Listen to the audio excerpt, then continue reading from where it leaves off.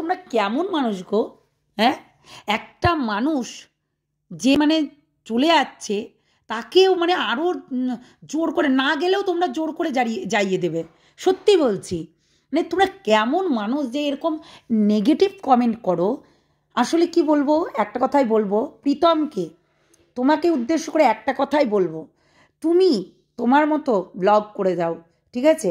এখানে যেমনি 5টা আঙুল যেমনি আমাদের সমান হয় না, তেমনি মানুষের মানসিকতাগুলো না প্রচণ্ড কি বলবো নিচু মানসিকতা, যার কারণে তোমাকে এত বাজে বাজে কথা বলছে। আমি তো বলবো তাকে নাম কীর্তন শোনাও, শ্রীকৃষ্ণর বাণী শোনাও, এইগুলো শোনাও, যাতে তার মনটা ভালো হয়। এবং ওই যে কান্নাকাটি যেটা করে, বৃষ্টি বসে বসে কাঁদে, যখন তার ভালো লাগে না সে কাঁদে, কিন্তু তখন আমি বলবো এইগুলোকে মানে এই কীর্তন টীর্তন এগুলোকে শোনাও, কেননা এই প্রভুর নাম করলে অবশ্যই তাতে অনেক গুণ পাওয়া যায়। তো একটা কথাই বলবো, তোমাদের এত নিচু মানসিকতা যে তোমরা কমেন্ট বক্সে গিয়ে এই ধরনের কমেন্ট করে আসো। ভাই আমি একটা কথা বলি তোমাদেরকে, তোমরা কমেন্ট করার আগে 10বার ভাবো মানুষটার কি অবস্থায় আছে, মানুষটা কি অবস্থায় আছে সেটা ভাবো। সে 5 মাস 6 মাস ধরে কোনো রান্নাঘরেই যায়নি, আজকে দাদার জন্য সে একটু রান্না করেছে। অবশ্যই মানুষের তো দেখো, একটা কথা বলি, গিন্নি যারা হয় না, যারা রান্নাবান্না করে সংসারে কাজকর্ম করে, তারা কিন্তু শুয়ে বসে থাকতে পারে না, তারা কিন্তু যতই অসুস্থ হোক না কেন তাদেরকে সেই কাজটা করতেই হয়। তো সেক্ষেত্রে কিন্তু আমি একটা কথাই বলবো তোমাদেরকে, প্লিজ এই ধরনের কমেন্ট করো না। কেননা তাকে মানে একটা প্রে না করতে পারো, তাকে না গিয়ে দুর্বল করে দিও না। কারণ এই কমেন্টটার জন্য আজকে দেখো প্রীতমের মুখটা শুকনো লাগছে, কেন বলো তো? সে ওই কমেন্টটা পড়ে সত্যি তার খারাপ লাগছে, কেননা সে সারাটা দিনমান কাজ করে, তার একটা বাচ্চা আছে এবং বউ আছে, তাকে সারাটা দিনমান কাজ করতে হয় এবং রান্না বান্না সমস্ত কিছু। তোমরা তো জানো যে একটা ঘরের বাড়িতে মানে ঘরের সংসারের কত কাজ থাকে। তো সেক্ষেত্রে তোমাদেরকে তো একটু মানে এই জিনিসগুলো তো মেনটেন করতেই হয় নাকি? মানুষ কিভাবে মানে দেখো, তাই আমি ভাবছি যে প্রীতমকে গিয়ে গিয়ে এই ধরনের কমেন্টগুলো করে আসছে, এরা কি মানুষ নাকি জানোয়ার? মানে আমি তাই ভাবি, তোমাদের বাড়িতে যদি এইরকম কিছু হতো তাহলে তোমরা কি করতে? তোমরা এইরকমই করতে, তার সঙ্গে খারাপ ব্যবহার করতে, এরকম হচ্ছে উঠতে বসতে কথা শোনাতে? কি করতে তোমরা? তাই করতে তো, মানে উঠতে বসতে কথা শোনাতে এবং সেইগুলো নিয়ে মানে সমালোচনা করতে, তাই তো? পাড়ার প্রতিবেশীর সঙ্গে তাকে উৎসাহ না জাগিয়ে তাকে এইরকম করতে। মানে তোমাদের মানসিকতা দেখো, তোমরা কতটা মানে নির্লজ্জ, একটা ফালতু। না হলে এই ধরনের কমেন্টগুলো করতে পারতে না।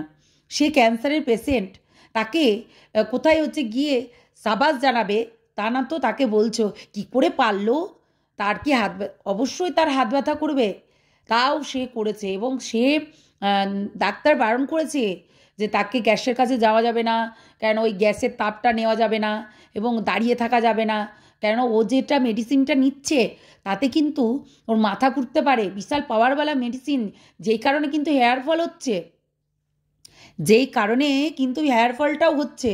আজকে যদি সেই মেডিসিনটা যদি স্ট্রং না হতো না, তাহলে কিন্তু হেয়ার ফলটা হতো না, ঠিক আছে? তো সেই ক্ষেত্রে কিন্তু তাকে এই স্ট্রং মেডিসিনগুলো নিতে হচ্ছে। তার মানে ভাবো তাকে কতটা রেস্টে থাকতে হবে, এবং তাকে সেই সব খাওয়ারও নিষেধ, যেগুলো খাওয়া যাবে না, বেশি তেল ঝাল এগুলো, মানে কতটা তাকে পরিপাটি করে থাকতে হবে। সেক্ষেত্রে তোমরা সেখানে গিয়ে ঠাকুরের কাছে প্রে করো, না হয় হচ্ছে তোমরা অন্য জায়গায় সমালোচনা করো, করতে পারো, কোনো আপত্তি নেই, কারণ তোমরা এরকমই, যারা এই ধরনের কমেন্টগুলো করো তারা তোমরা এরকমই, না হলে আজকে এরকম ধরনের কাজগুলো করতে পারতে না। আমি তাই চিন্তা করি, একটা মানুষ যে কিনা ছেলে হয়ে সংসার দেখছে, এবং সত্যি তাকে তার মানে সত্যিই বৃষ্টির কপাল ভালো যে সে একটা প্রীতমের মতো মানুষ পেয়েছে, সত্যি কপাল ভালো। দেখো, ভগবানের কাছে প্রে করো যেন তাড়াতাড়ি ও সুস্থ হয়ে ওঠে। দেখো এখানে কিন্তু ইউটিউবে তারা নিজেদের মতো ডেলি ব্লগ দিচ্ছে, কেন দিচ্ছে? যাতে তোমরা দেখতে পারো, আর এবং না বলতে পারো যে বৃষ্টিকে কিন্তু বিনা চিকিৎসায় মারা গেল, এইরকম যেন কথা না বলতে পারে। কেননা এটাই তো হয়, আমি নিবেদিতার ক্ষেত্রেও তাই দেখেছি, তো ওকে নাকি বিনা চিকিৎসাতে মেরে ফেলেছে, অনেক কিছু বলেছে। সবাই অ্যাকচুয়ালি জিনিসটা ওই কেমোটা দেয়, ওটা নিতে পারে না, ঠিক আছে? ওইটা সবাই কিন্তু সহ্য করতে পারে না, যার কারণে কিন্তু এই জিনিসটা হয়ে যায়। আর আর একটা জিনিস হচ্ছে, যখন এই ক্যান্সারটা ধরছে প্রথম স্টেজ তখন যদি ধরা পড়ে তাহলে চিকিৎসাটা ভালো হয়। দ্বিতীয় কিংবা থার্ড স্টেজে কিন্তু এই জিনিসটা হয় না, ঠিক আছে? তো সেক্ষেত্রে কিন্তু তোমরাই গিয়ে তার উৎসাহ করো না, ঠিক করছো, খুব সুন্দর, এইরকমই মাঝে মধ্যে একটু বরের পাশে দাঁড়িয়ে থাকো, একটু হাঁটাচলা করো, একটু ভালো থেকো, কিংবা ওর সঙ্গে একটু করবে না, হাসি ঠাট্টা করতে হবে। নাহলে এই সময়ে কিন্তু হাসি ঠাট্টা মনের ফুর্তি না থাকলে কিন্তু মানুষ এমনিতেও অসুস্থ, মানুষ আরও অসুস্থ হয়ে যায়, তাই নয় কি? দেখো আমরা যখন কারোর মন খারাপ থাকে আমরা বলি, আরে তুই গান চালিয়ে শোন, তাহলে দেখবি মনটা ভালো হবে। সেটাই বলবো বৃষ্টিকে, তুমি ঠাকুরের নাম চালিয়ে মনে শান্তি নেওয়ার জন্য ঠাকুরের নাম শুনতে হবে, ঠিক আছে? তুমি দিন রাত সন্ধ্যাবেলায় তুমি নাম জপ করো, দেখো তোমার ভগবান তোমাকে সেই জায়গাটাই অবশ্যই পৌঁছিয়ে দেবে। কিন্তু এই যে মানুষের সমালোচনাগুলো, এই যে কুটো কথাগুলো কিন্তু তারা বলবেই, এবং তারা না ফেক অ্যাকাউন্ট খুলে খুলে গিয়ে বলে আসবে। এতটা হিংসা মনের ভেতরে তাদের, কতটা নির্লজ্জ হলে এ ধরনের কথাগুলো বলতে পারে। মানে ছি, লজ্জা করে না তোমাদের? তোমাদের লজ্জা করে না? আজকে তোমাদের বাড়ির মানুষ হলে তোমরা এরকম ধরনের কথা বলতে পারতে?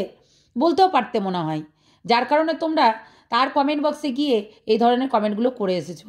সত্যি খুব নিচু মানসিকতা তোমাদের। আজকে এই মানুষটা কিভাবে দিন যাপন করছে সেটা দেখতে পাচ্ছ না? হ্যাঁ, কত কষ্টের মধ্যে তাকে এখান থেকে ওখানে, ওখান থেকে ওখানে করতে হচ্ছে, সেটা দেখতে পাচ্ছ না? ঘরের সমস্ত কিছু কাজ বাজ করতে হচ্ছে, সেগুলো দেখতে পাচ্ছ না? অথচ তাকে একটা কমেন্ট করে দিয়েছে, মানে চুলকিয়ে দিলেই হলো, বুঝলে তো? মানে চিমটি মারা কমেন্ট করতেই হবে তোমাদেরকে। মানে এতটা নির্লজ্জ বেহায়া তোমরা, সত্যি কি খারাপ লাগছে এই বৃষ্টির জন্য, সত্যি খুব খারাপ লাগছে। দেখো মেয়েটা, একটা বাচ্চা আছে, সেই বাচ্চাটা কিন্তু সারাক্ষণ মায়ের দিকেই চেয়ে থাকে। কি বললো, এখন দিদা এবং তার মামার দিকে এখন টান হয়ে গেছে তার, কেননা দিদার বাড়ির সামনেই যেহেতু পাশাপাশি, সেই জন্যই।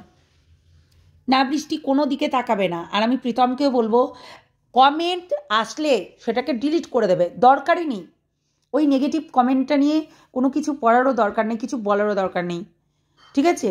ওই বললাম না যে এরকম কিছু লেলটাগুলো আছে, লেলটা কুত্তাগুলো, যারা এরকম তোমার কমেন্ট বক্সে করতেই থাকবে। তো দরকার নেই, এগুলো একদম ইগনোর করো।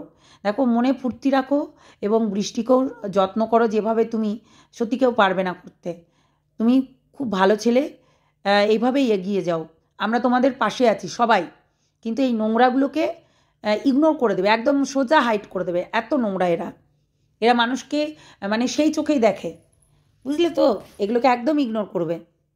চলো ভালো থেকো, সুস্থ থেকো, সাবধানে থেকো। আর এইরকম ধরনের কমেন্টগুলো না তার কাছে গিয়ে করো না প্লিজ।